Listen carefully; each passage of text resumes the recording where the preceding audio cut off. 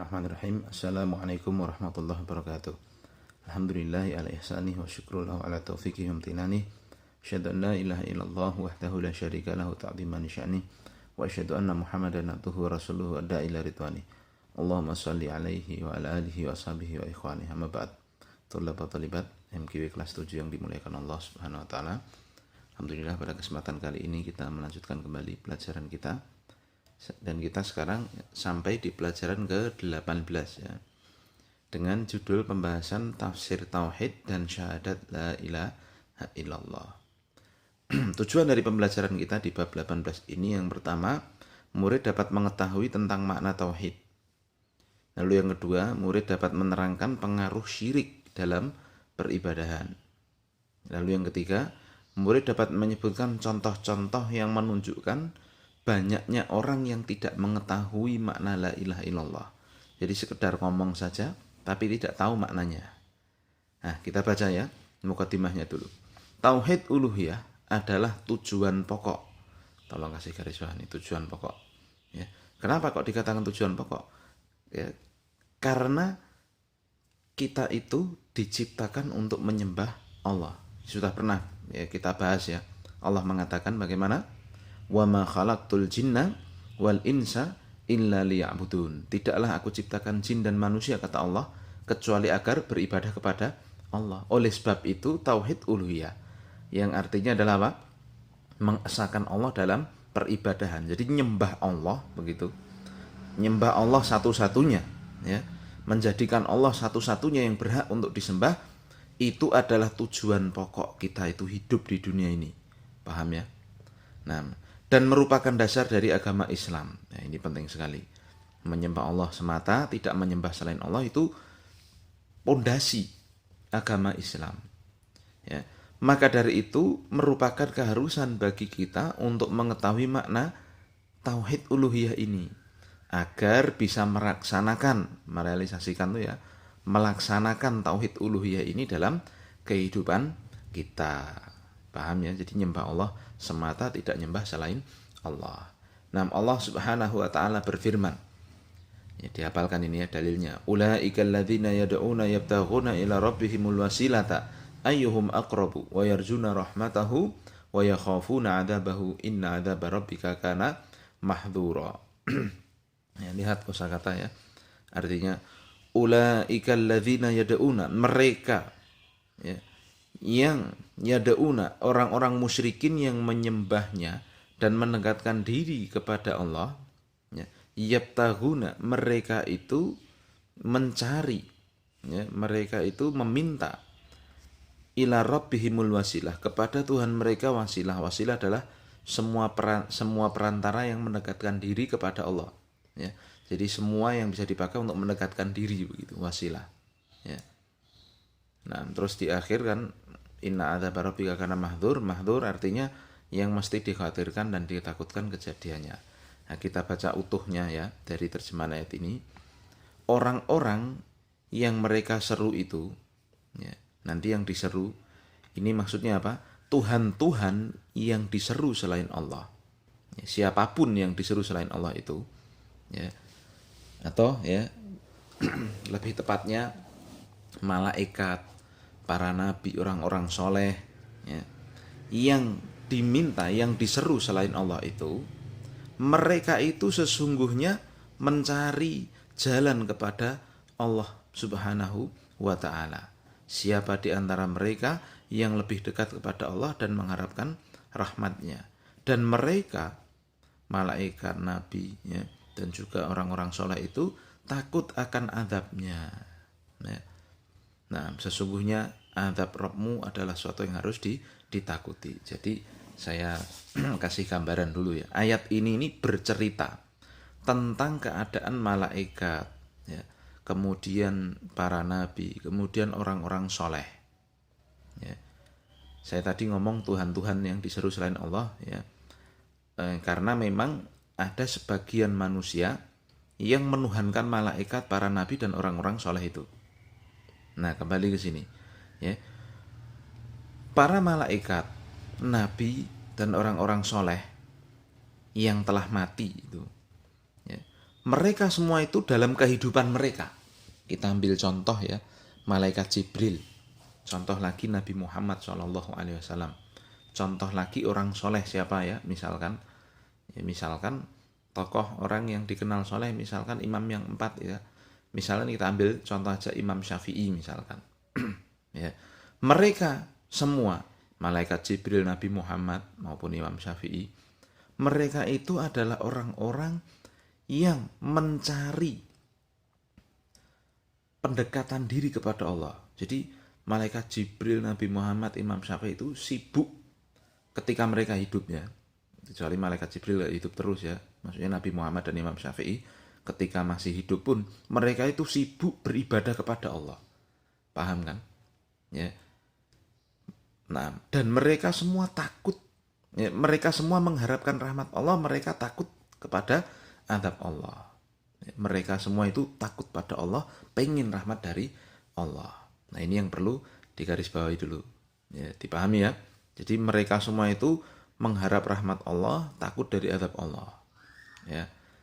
Nah, lalu ketika Nabi Muhammad, lalu Imam Syafi'i meninggal, itu tidak boleh bagi kita itu minta kepada Nabi Muhammad atau minta kepada Imam Syafi'i. Begitu yang dimaksud. Ya. Nah, lalu apa hubungannya ayat ini dengan kejadian di masa sekarang? Ya, saya sampaikan ini karena apa?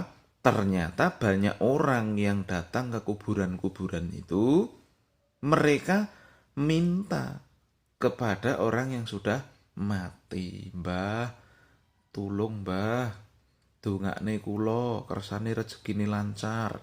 Tolong mbah doain saya supaya rezekinya lancar. Tolong mbah doain saya supaya ujiannya lancar. Ya. Dan yang semisalnya. Ya enggak? Tolong mbah doain saya supaya jodohnya lancar.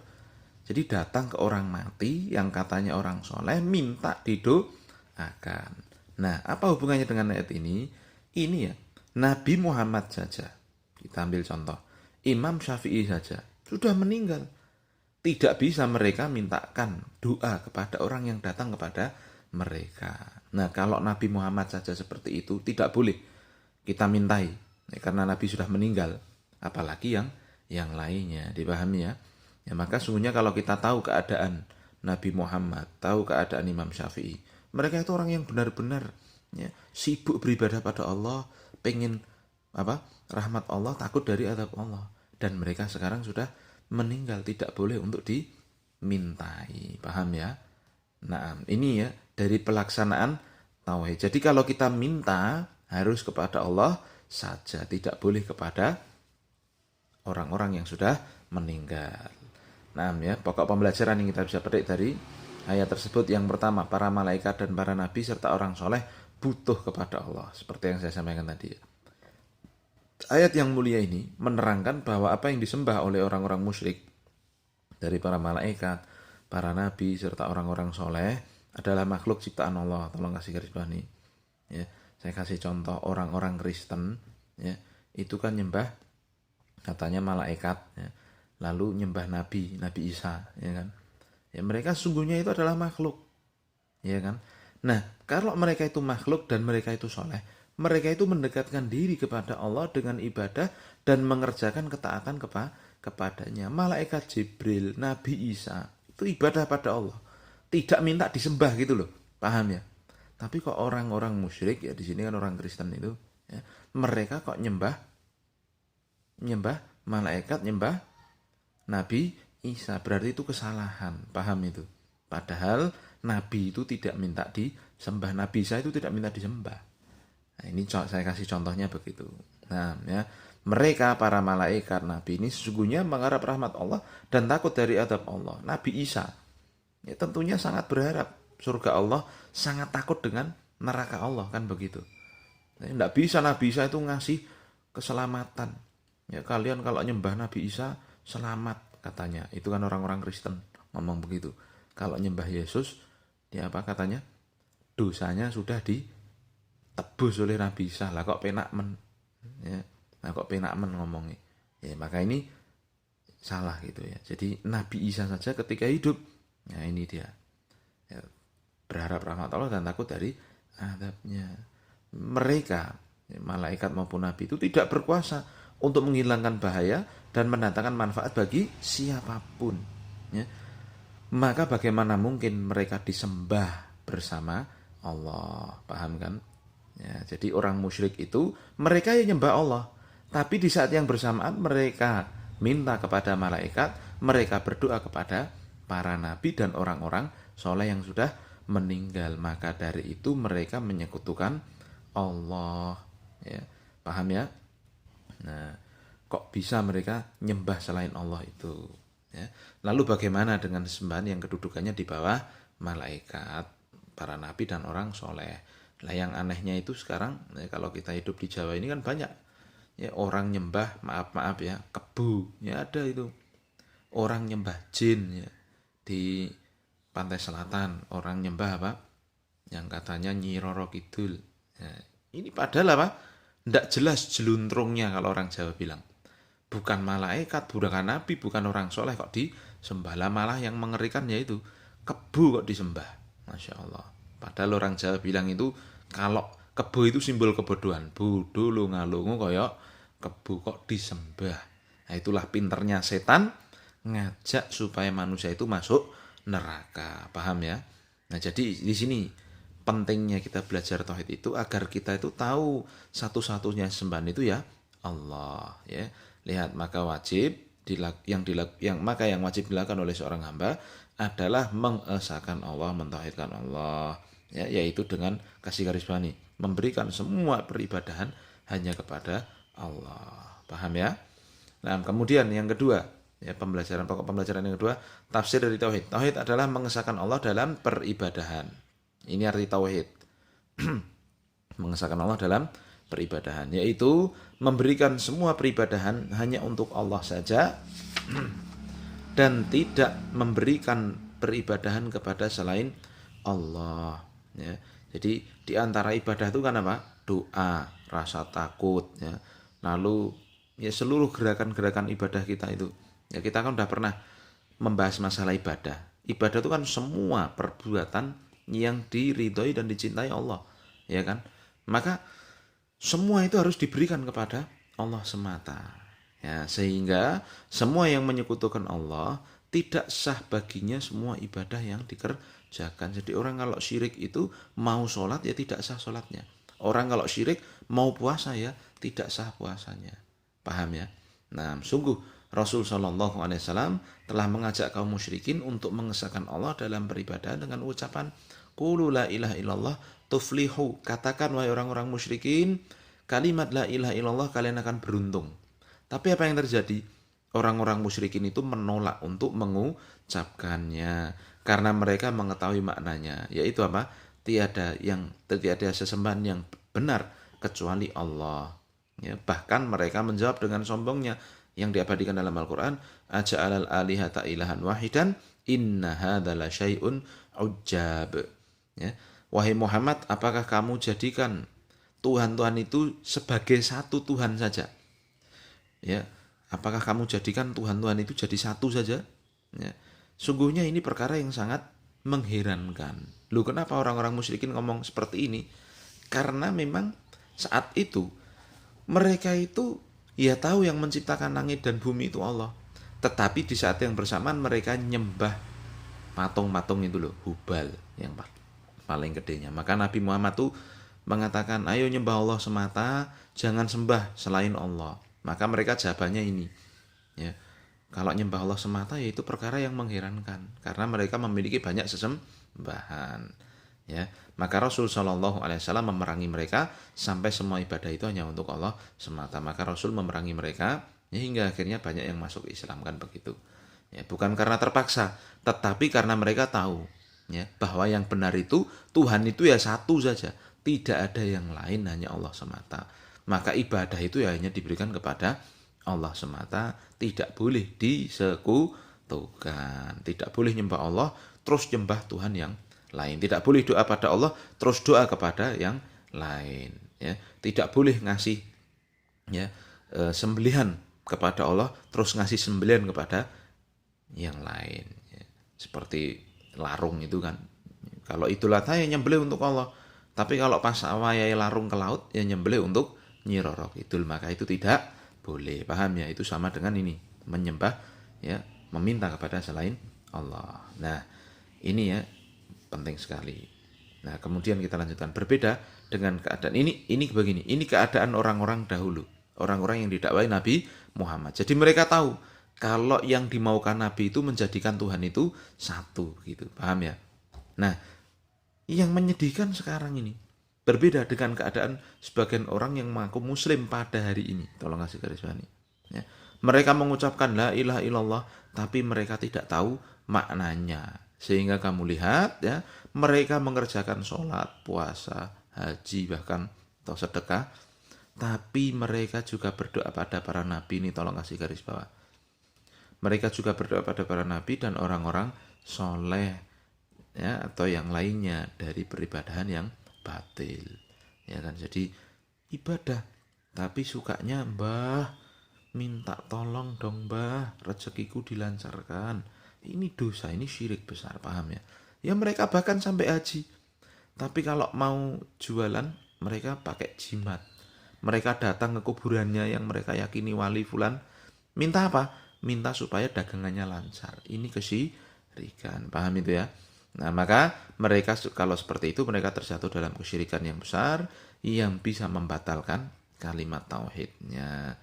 Ya, ini perlu dipahami dengan baik. Nah, berkata Syekh Muhammad bin Abdul Wahab rahimahullah, tidak ada kebaikan bagi seorang yang mana orang kafir bodoh saja lebih mengetahui tentang makna la ilaha illallah. Maksudnya apa? Maksudnya sungguh sangat memprihatinkan keadaan orang yang ngaku Islam tapi kalah pinter dengan orang jahiliyah dulu. Orang jahiliyah dulu kan tahu kalau la ilaha illallah itu artinya mengesahkan Allah, tidak boleh nyembah selain Allah, tidak boleh memberikan sesembahan kecuali kepada Allah. Tapi orang sekarang qadarullah ya, ngakunya Islam tapi nyembahnya Allah ya nyembah yang selain Allah. Ngakunya Islam tapi nyembah Allah plus juga nyembah kebo. Ya. Ngakunya Islam tapi doanya kepada Allah plus doanya kepada Nyi Roro Kidul, itu yang salah. Jadi ini kata Syekh Muhammad bin Wahab, orang kalau seperti itu tidak ada kebaikannya. Paham ya? Nah, oleh karena itu wajib bagi seorang hamba untuk mentauhidkan Allah dalam beribadahan supaya tidak gugur amalannya. Ya. Yang mana amalan-amalan itu diharapkan bermanfaat di akhirat kelak, ya, supaya tidak menjadi orang yang dikatakan oleh Allah, ya, wa qadimna ila ma'amilu min amalin faja'alnahu haba'an manthura, ya, dan kami datangkan segala amal yang telah mereka kerjakan lalu kami jadikan amalan itu bagaikan debu yang manthur, bertebangan, ya. Kenapa? Karena amalannya batal, ya. Lah sholatnya mana? Batal kalau dia nyembah Nyi Roro Kidul. Lah hajinya mana? Batal kalau dia apa? Kalau dia sampai memberikan sesajen kepada selain Allah. Lah sedekahnya mana? Batal karena dia sering apa? Pakai jimat dan yang semisalnya. Maka jangan sampai kita berbuat kesyirikan, karena kesyirikan itu membatalkan amalan. Allah Subhanahu wa taala mengatakan dalam ayat yang lain, la in asyrakta la yahbatanna amaluka. Kalau kalian berbuat syirik, sungguh ya, amalanmu akan batal. Ya, maka syirik itu sangat berbahaya dan setan sangat suka, sangat semangat untuk mengajak orang berbuat syirik, ngajak orang masuk neraka. Makanya hati-hati jangan sampai kita berbuat kesyirikan. Evaluasinya tolong dikerjakan ya. Nah, di buku khusus nanti insya Allah kita kumpulkan buku tersebut, buku tugasnya. Nah, demikian yang bisa kita bahas pada kesempatan ini ya, tentang tafsir tauhid. Semoga dipahami dan bisa kita amalkan karena ini sangat penting sekali ya dalam kehidupan kita. Nah, subhanakallahumma bihamdika asyhadu an la ilaha illa anta astaghfiruka wa atubu ilaik. Assalamualaikum warahmatullahi wabarakatuh.